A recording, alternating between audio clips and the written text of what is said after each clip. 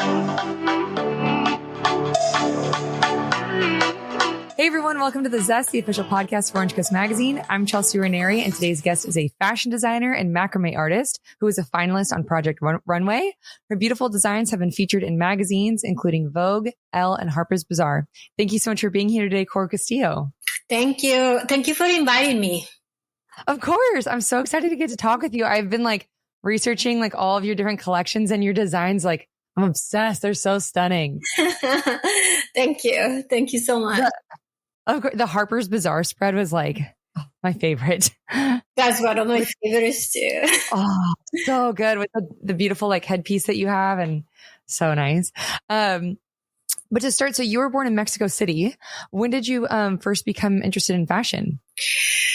I think I always was interested in fashion because my mom is a dressmaker. So since very, very little, I always been exposed to her working and seeing how she cuts the fabrics and then sewing it together.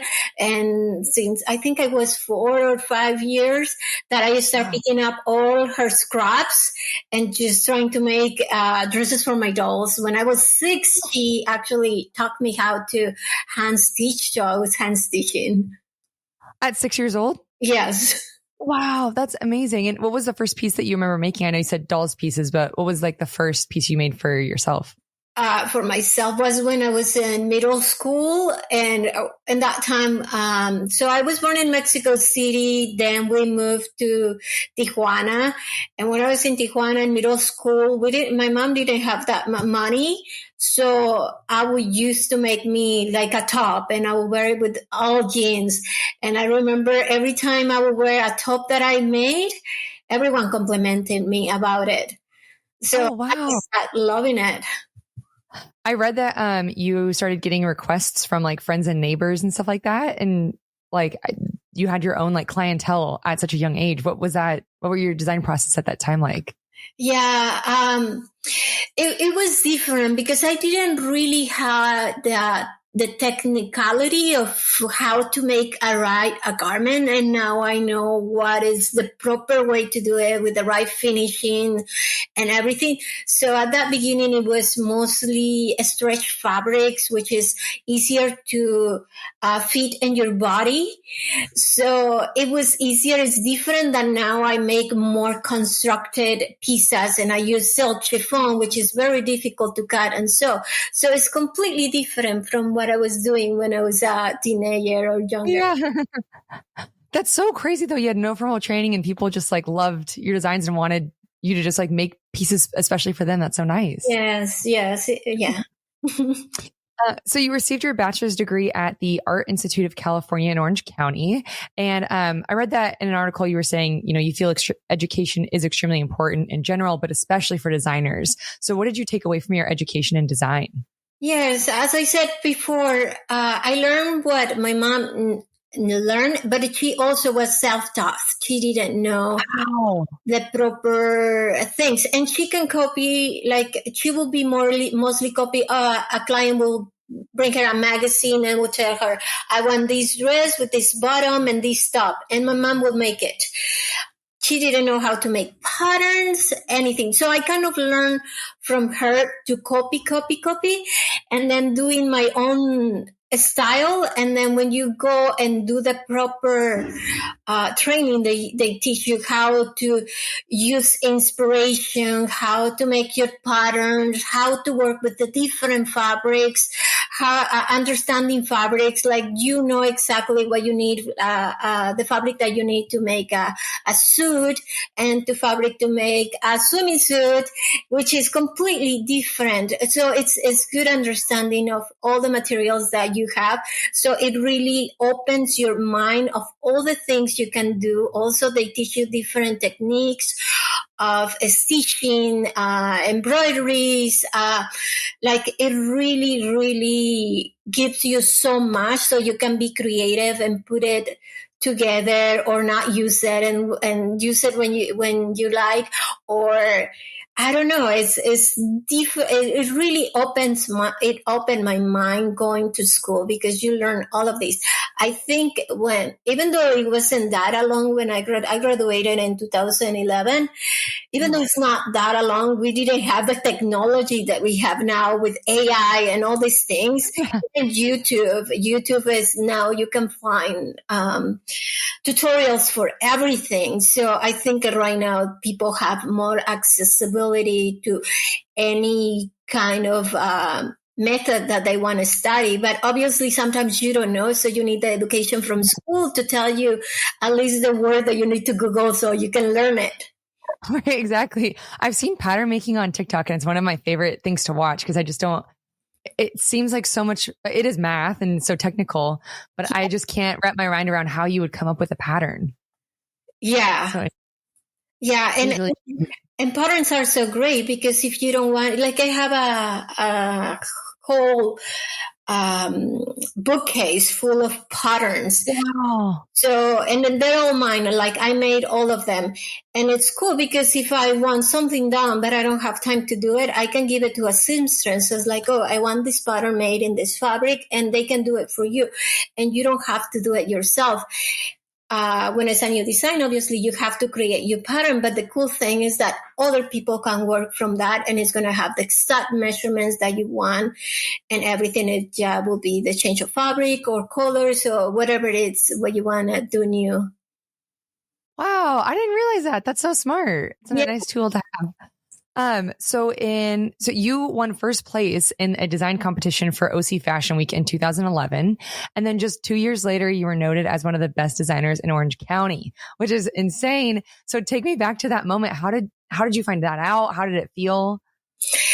I was very surprised. I really wasn't expecting that. And, I when I won the first show, I was very excited. I also was not expecting it's like, especially for someone like me that, English is my second language. You can kind of hear, my accent and all these things. And I don't know, I feel like we as people who come from another country to here is more difficult, because you cannot compete with the people who first language is English, especially when you go to school, and they already have they're ahead of you because of that, and you have to think different. So I always was like putting a lot of work and trying to work more than everyone else, and trying to one teacher I remember speech told me you will never gonna be able to get rid of the accent from her,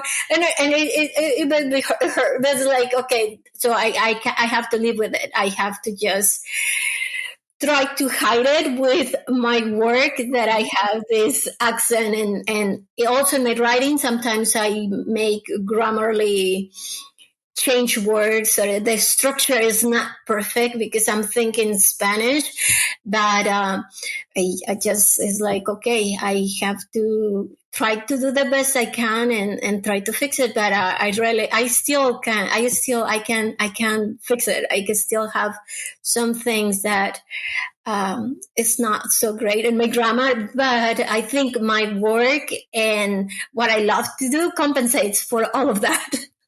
No, I think your accent's gorgeous. I think that's beautiful. I'm so sorry that you had a teacher that said that. That's so awful. That's also not the first time I've heard people talk about teachers who discourage them. Yeah. It's just so odd that you would have, I don't know why people would go into that line of work when then they actively discourage students from things. It makes no sense. Yeah. I kind of understand that they want to be realistic, but it's not helpful. No, it's not helpful at all. And obviously it didn't matter in any way. No. Yeah, right. So in 2018, you were on episode 5 of Stitched on Hulu, and you won. For listeners who don't know, what is that show about? So it's a competition. It's almost like Project Runway, but it's everything in one episode, and they have 4 designers, and the challenges are super quick, and it's all in one episode. So every episode they have 4 different designers, and every episode they have a winner that gets $10,000. So for my episode with other four designers, they were amazing, and I love them. They were like my family. I'm still friends with all of them, and I was the winner. I got $10,000 from that. That's amazing. What was the challenge that you had to do? So it was 4 challenges. The first one was your signature look. And it was made out of camel fabric. So they have to choose like a theme. So it was making a camel with your signature look. And it was it's like, I have never used camel. At that time, I was doing mostly black and gold colors, maybe a little bit of white. And it's like, oh my gosh, I have to do a print. I don't do prints, and I have to do a camel. But I made an evening gown made of a camel fabric in 4 hours. So it was wow. Yes. I didn't want that challenge, but I was on the top. Mm-hmm. And then the next challenge was oh my goodness, let me see if I can remember which one was oh my goodness, I don't remember what was the next one. What was like one of your favorite challenges? The challenges, the favorite from there was the unconventional materials. So I think conventional materials. I'm not. It was in 2018 when I did the show. Yeah, there we go. I haven't watched it, or no, it's in Hulu, right?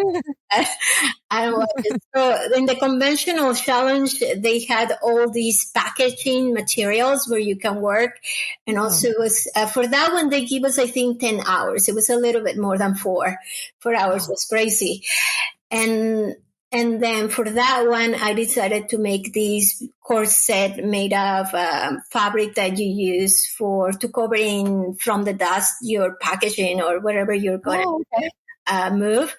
And then from the skirt, I used the black bubble for wrapping. And I was so obsessed with that skirt. It was huge with big, thick ruffles. And then I remember when the model was walking, everything bounced. So it was so impressive. That's one of my favorite looks from that. Yeah, I imagine that would be really hard to work with bubble wrap. It was because there was no way you can sew. Everything you sew, as soon as you put the needle, is make a hole, and that hole is going to break. So it was using duct tape to do all of that. So it was crazy. I have never done a garment like that before. How long were you filming for? Like how many days? We stayed there for, I think it was about 5 days, if I'm not mistaken. Wow, that's a lot of work in 5 days. Yes, it was. It was like, we were working long hours, and then when you're filming, they don't let you know the time, so you really don't have a sense of how much time has passed. It was my first experience working on television. It was like, wow. Yeah. And then speaking of you being on television, in 2021, you were on Project Runway season 19. I can't imagine how incredible of an experience this must have been. How did you get on? So I always love Project Runway since I started watching. I think it was on season 2, and then I will stop, and then I watch it again, and years on and on. And then I started applying, and I think applied for 5 different seasons, different times. And they always no response. Sometimes I will get to the end, but then they didn't call me. And then this last time they invited me to apply again, and then I apply, and then finally they say yes, but they have to wait because of the pandemic. And so it was a whole year of waiting without knowing if I was on the show or not. I did all the interviews, everything wasn't sound, but it was like a whole year of interviews by Zoom and not knowing if you were going to be in the show. And then finally it was, I think, 2 weeks before starting filming that they say, yes, you are on the show. 2 weeks before filming? Yes. Wow. I think it was like a crazy deadline like that I have to tell my work. I was working as a cut artist. It was the lead cut artist for this company here in LA. And I didn't give him permission to miss work for 2 months. So I told him, okay, then I quit. So yeah, I always wanted, and the good thing is because it was during the pandemic, I was working doing cuts and everything went online. So I was doing a lot of overtime. I never worked as much as I did on the pandemic. So all my overtime, I had it saved. And because you couldn't go out and really do anything. So it was all saving. And that gave me, okay, I can quit my job and be okay for those months without working because I have all this money saved from during the pandemic. What are CADs? CADs is fashion illustrations. Oh, okay. Oh, so you just illustrate. Wow. Yeah. That's amazing. Yeah, I really loved that job because it was just drawing all day and the time went so quick. I was also stressed because in that time I always had like my job and then my line of clothing also selling for my clientele. And I was kind of sad because I was not selling to my line because it was all even in gowns and no one was going out or had any events. But at the same time, it's like, okay, at least I have this job and I'm all day in the computer and the days went fast. So it worked out. Yeah. So what are some of your favorite memories from Project Runway? I think working with Coco Rocha. Oh, okay. How come? Yes. I always been a fan of Coco Rocha. If you know about something about her, she's been in all the covers of all the fashion magazines you can imagine, all the best ones. She has worked with all the main designers in Europe and here in the US. So she is like she's a supermodel. And having the opportunity to work with her and then meeting her, and she's such a sweetheart. Like you imagine a person like her with her status would be like a kind of a diva or look you down. She was the sweetest. I really love and enjoy working with her. What are some of the lessons that you learned from the show? Not to be afraid to work with color. Yeah, since my change was from Project Runway to now by myself, I've been using more color, and actually, like the one from Bazaar that I did red. Usually, I didn't do so much red, but then that particular dress that is part of that collection, I made more garments of red, and the red ones are like the most successful. Or there's a blue cobalt dress also is like they're the most successful. And I understand the color is so bright, and so anyone who tries them is like you instantly become the point of attention because the color is so bright. On top of that, you put the texture and the fringe, like it's really showstoppers. Yeah. What was your favorite challenge? I think that one too, the one with Coco Rocha. It was a dream come true. I think my garment was really strong. I love all the photos that they took because it was like an editorial challenge. So instead of having the model coming at the end in the runway, you have to show the photo of the editorial that we did with Coco. So it was my favorite. That sounds so cool. I'm immediately thinking of America's Next Top Model when they would do show the photos and stuff. Yes. It was kind of like that. Yes. That's awesome. So as I mentioned before, you have designs in very prominent magazines, including Vogue. What advice do you have for aspiring designers who would love to have their designs featured in a magazine like that? The way Vogue contacted me is because I put my designs and I have them on my website. I try to put them everywhere online that I can. Sometimes when you're in college, you think, oh, I'm scared because I'm no one and someone can steal my design. I better just keep it as a secret that no one sees it so no one can steal it. But at the same time, I thought I made this work. I want people to see it. I didn't make it to have it hidden. I don't know if young people think like that, but I remember a lot of my peer the people who were in college with me, with my colleagues, they will think, oh no, I don't want to post it because I don't want my design to be stolen. And I was like, but if I don't see it, if I don't show it, who is going to know what I'm doing and how I'm going to sell or even have customers? So I started putting it everywhere I can. And through my website, Vogue sent me an email. Oh, we love your clothes. We want to feature it for this campaign. And I was like, oh, yes, of course. You're not going to say no to Vogue. Right.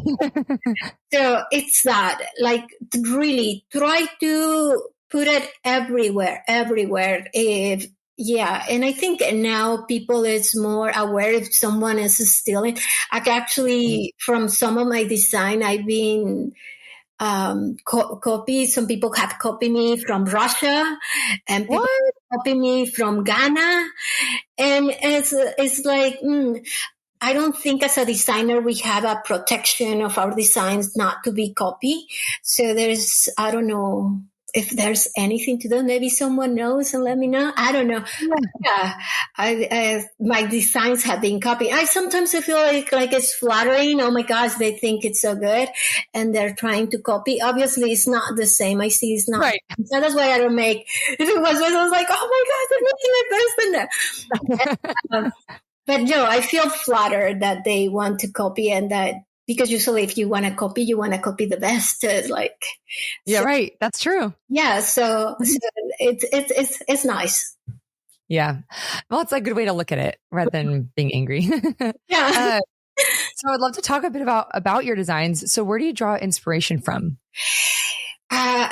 Since I did Project Runway, all my inspiration comes from Mexico. Oh, wow. Yes. Before the pandemic and in the Thanksgiving before the pandemic, I went to see my dad because my son wanted to meet his grandfather. And then going to Mexico and seeing how beautiful everything is, how kind and nice the people is, it makes me, I forgot about all of this because I moved in 2001 to the US, and then finally coming back, I forgot of all of this. You forget because you get stuck in the American culture, but it's so beautiful that I was like, I fall in love with Mexico, and it's like, I have to bring it. And then when I did the collection after the pandemic in Project Runway, my final collection, I did it about Mexico, and Mexico is so, so rich. There is so many cultures and subcultures and things from the past that you can grab inspiration from, that every single collection has to do with Mexico since I did Project Runway.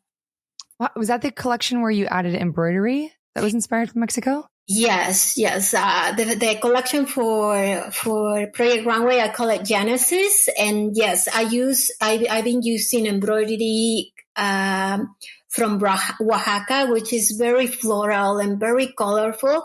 And also another one called Otomi that is made by indigenous people also in Mexico. That's amazing. And when did you first start incorporating macrame? How did you come to do that? Also, everything was during the pandemic. It was like a huge change. So, and during the pandemic, because I couldn't sell my dresses, I was kind of getting stressed and I didn't know what to do. So I just was spending so much time at home, and it's like, I need to make my house look more nice because I'm here and I like plants and everything looks more fresh when you have plants.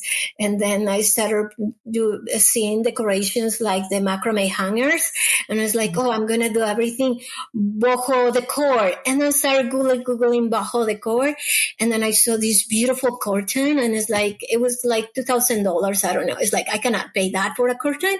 It's like, I wonder how difficult it is to make. So I YouTube it, and then I learn.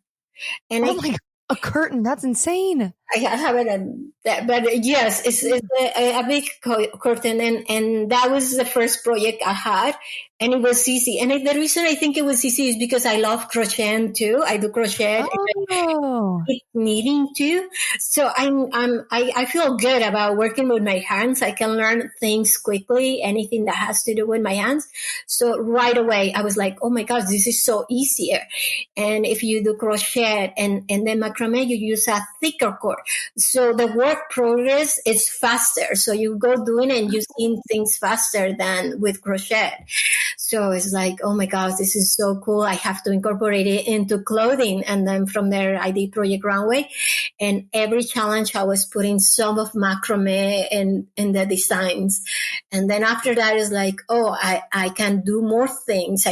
Because on Project Runway, you cannot do a whole dress of macrame because you need more time and it's more process, and fabric is already made, so it's easy to cut and sew it. It's faster. So just some details of macrame.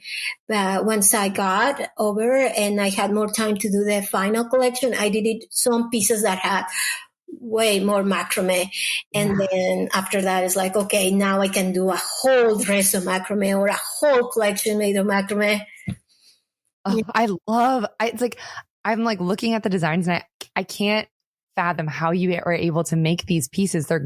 It's so intricate. How long does it take for you to make something with macrame? Depending on the piece, some pieces can take me a whole month.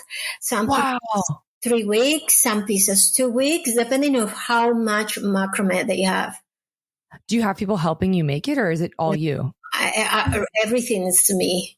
Wow, that's incredible.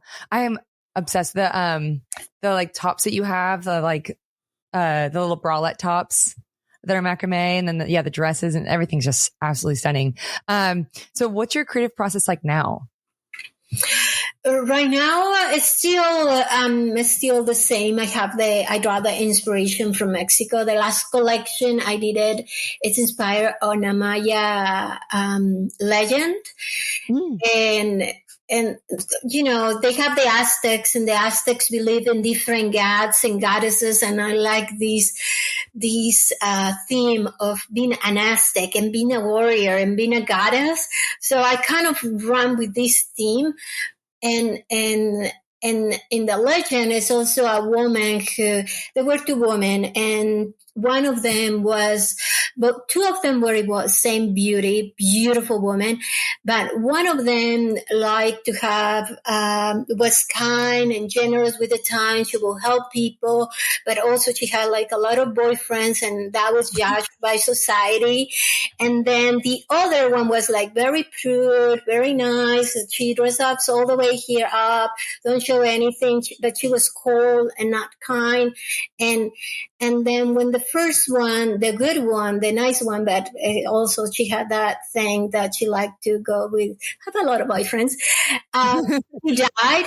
It's brought flowers from her tomb. And then the other one, she was envious of that one because she had so much attention. So before she died, she made a pact with another goddess and tell her that she wanted to be like her. But she wanted to live forever and be like her. So the trick was that she did that. She will have to kill all the men that give her attention. So now, and still people in that region in Yucatan believe in this, that if they go to the forest, they will find her and she will lure men into their demise. So she will kill them, and she has to do that for eternity. Wow. That's so hard to pull inspiration. Yeah, and I thought, oh my gosh, this story, it's so cool. I love it so much. So it's like, I'm going to do the collection. At the beginning, it's going to be everything gold. So it's the seduction. And then I'm going to have in the middle the kind of tones of red, which is the killings. And then at the end, I'm going to have black because she goes into this dark place. And then she goes back to the seduction again. And she's in this circle for eternity. I am obsessed with that. Now I want to go back and look at the collection and see it all. That's so cool. Yeah. I love that you created like an entire line off of a story like that. That's amazing. And sustainability is really important to you as well. Do you mind talking about some of the eco-friendly materials you use? Yes, I try to work with materials that I buy in the fashion district and they're dead stock. So I will never go to China to send out to create something new, because if you use what is already in the market, here I'm so lucky that I live very close from the fashion district. I can go and see all the fabrics they have available, the rolls that they have available, and only use that. And when I do use silks or any kind of fabric that is luxurious, I use everything. You don't see now any waste made. If it's waste, I make it into macrame, because and the last collection, if you see some horns coming out from the dress, it's all the horns are made from the leftovers of the fabric. So I zero waste on my designs, and I'm very proud that I figured out a way to use every single scrap. So I cut the skirts, and when you cut these circular skirts, you waste a lot of fabric. Instead of not using it, I'm now making different, and I use, it's also made of macrame with the silk and using all the scraps. So I try to do zero waste. So if you see my garbage can, you're gonna see like bare minimal of maybe just some threads and that's it. But fabrics, I try to use everything. Cord, the same. I use the cord and I try to make it that every single little piece is used, and I'm being smart to know how much I can cut and not cut, so I cannot cut so much when I'm finished with the garment. And I read you use like a type of cactus. Yes, yes. Thank you. I forgot. If you see garments of leather, I have only very, very few that are made of real leather. And then if you see a burgundy garment, probably all the burgundy leather that I have used, it's made of cactus nopal. And also this company is called Deserto, and they use their standards of sustainability of everything they use is very high. They have videos and how they create everything, and they don't waste anything. So I'm trying. Yeah, I also don't create mass production. I don't want to do mass production. So if you like one of my garments, if the sample fits you, I can sell you that. And if I make only one, it will be for your measurements. And also I make any measurements. It doesn't matter your body type. And maybe I will have suggestions on a little bit tweaked. So if it complements and it flatters more your body. But only one bed per person. I don't want to have a lot of things in stock and then not to sell them. And then that's the problem right now. I was reading an article that in Chile, there is a lot of waste, and there is garments with new tags. Oh my God. Like from Rose, should I say that? Max, Marshalls, and they have the tags right there. New clothing that they couldn't sell, they just go and dump them there. It's so big that now you can see it from the satellite. Oh my God. That's awful. It's so horrible. And the parts of Africa too, there's a lot of waste of fabric, and no, I'm not producing. If you want one piece, you buy one. I'm not. I love to do that though. That's such a, like, it seems like a simple solution. I don't know why other companies don't do what you're doing. Like, I don't know. I love that you're doing that. Yeah. And it's I think it's more expensive when you try to figure out ways of using everything. It's easier just to drop it. And because they use very cheap materials, it's like, it doesn't matter. It just cost me like cents the yard. So I just threw it away. Right. Yeah, that's terrible. Well, I read that you create designs that balance both strength and softness. How do you achieve that? I think macrame makes you strong. Like, it's like armor that you wear. And then I combine it with silk chiffon. With silk chiffon, it's airy, it's soft, it's light, it's flowy. So all these things are together with femininity.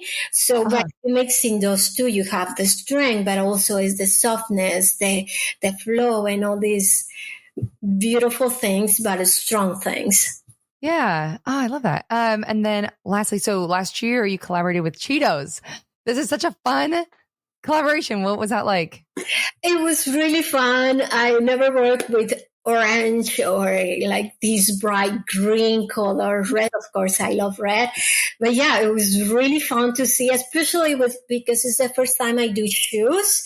So I really, really love the idea of making shoes and seeing all the process and how I make the first prototypes here at home. I constructed some shoes to see how they were made. And then from there, it's like, okay, this is how we can make it and put it possible. And then I told the factories, it was a really, really fun process. Yeah. Okay. The shoes, they're macrame, right? Yes. How did you do that? That's wild. Yes. It's I imagine different ways of how you can. I made the first sample, the first prototype, and then I did like a pattern of all the knots, how they would have to be laid out, and I gave them sending a video how I was making it so they can imitate what I did.